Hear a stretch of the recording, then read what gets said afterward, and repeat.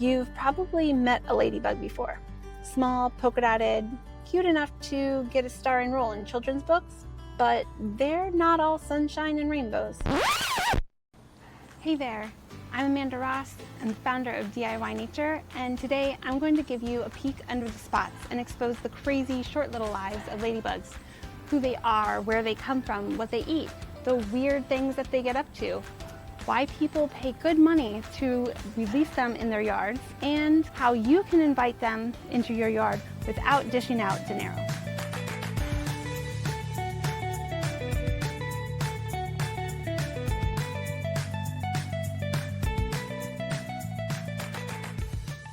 First, the term ladybug has an unusual history. The word lady started being used for this insect during the Middle Ages in Europe. Somehow, the ladybug's healthy appetite for plant-destroying pests was linked to Christianity's Virgin Mary, also called Our Lady. The second half of its name is a bit of an American quirk. Ladybugs are not true bugs, they're beetles. Outside the US, they are known more accurately as ladybird beetles. Call them what you will, not all ladybugs fit the classic image of red body with black spots. Their colors span from red, yellow, orange, and even black, often marked with spots, stripes, or bare-bottomed. With nearly 6,000 species worldwide, about 500 of them in North America, variation is the norm. Still, most share common traits. Oval to round bodies under 10 millimeters long, domed backs, flat undersides, short antennae, and partly hidden heads. Like all beetles, they have two pairs of wings. The hardened outer pair, the elytra, and the shielded, more delicate flight wings beneath. I love shocking the kids that I teach with this little ladybug fact. Most are carnivorous, like little lions. Most ladybugs are best known as ferocious predators of soft-bodied pests, such as aphids, spider mites, scale insects, whiteflies, leaf beetle larvae, some insect eggs, and even small caterpillars. While many species rely primarily on prey, some do also feed on pollen and nectar.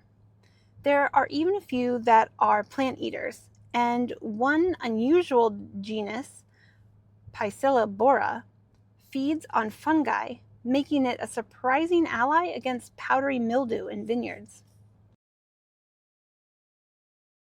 How many generations a ladybug can produce in its lifetime depends on factors such as climate, species, and food supply.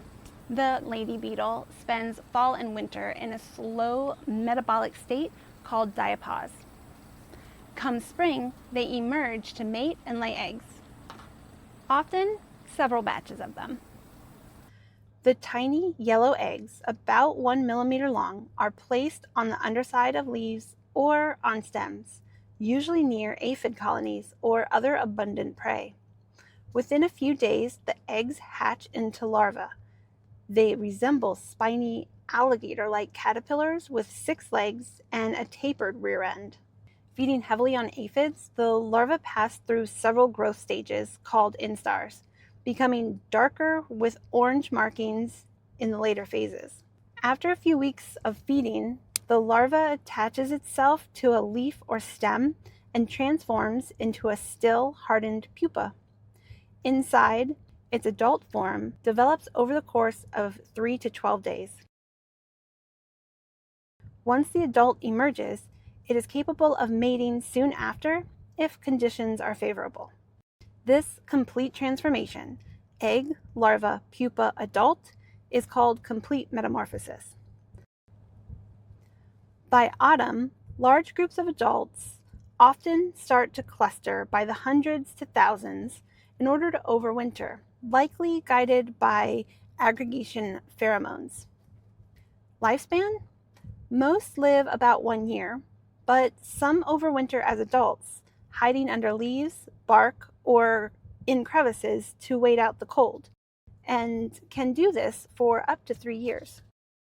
To protect themselves, many species release a bitter, yellowish alkaloid fluid from their leg joints when threatened. Their bright coloration serves as a warning signal of this toxicity, a classic example of aposematism, or warning coloration in nature. Despite their defenses, ladybugs are on the menu for birds, small mammals, some reptiles, and predatory wasps. Actually, I have recently discovered firsthand that there are wasps which zombify ladybugs, creating a nursery and bouncer all in one. Here's what I encountered right in my own front yard: a lacewing larvae taking on a ladybug in full zombie gladiator mode. A parasitic wasp infects a ladybug by laying an egg inside its body. As the wasp larva grows, it feeds on the ladybug's internal fluids and tissues without immediately killing it. The culprit is the parasitic wasp Dinocampus coccinelle. It's tiny and specialized in using lady beetles as living hosts for its young.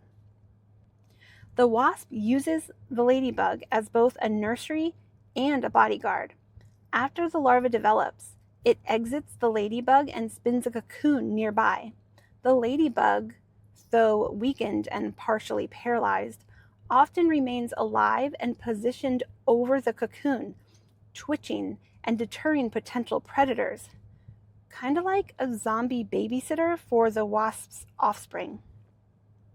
This occurs during the warm months when ladybugs are active and plentiful. After a few weeks, the adult wasps emerge from the cocoon, while the ladybug sometimes recovers, but often doesn't. Ladybugs are truly global. They thrive in forests, grasslands, meadows, croplands, and of course, backyard gardens. And while many of the ladybugs you will encounter are native, like the 9-spotted lady beetle, now somewhat rare in parts of its range, we also have introduced species. Native ladybugs face pressure from competition with non-native species introduced for pest control. Two of the most widespread invaders are the 7-spotted lady beetle and the multicolored Asian beetle, also known as the harlequin ladybird. That's the one that sometimes moves into your house for winter, uninvited, and in very large numbers. For humans, ladybugs are natural pest control, tiny organic farmers that work for free. For the environment, they're important predators that help balance ecosystems, keeping plant-eating insect populations in check. But another threat arises when people collect massive overwintering clusters of introduced species to redistribute in gardens or farms. Unfortunately, even with native ladybugs, this practice is ineffective. Most of the relocated beetles quickly disperse instead of staying to feed. A far better strategy is to make your garden naturally inviting.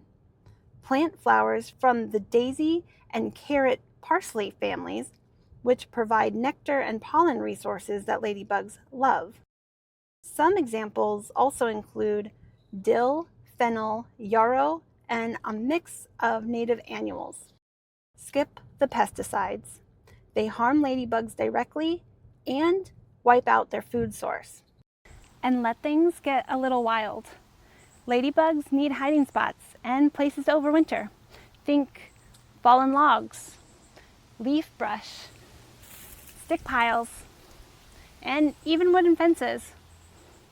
Sometimes, the wilder the better.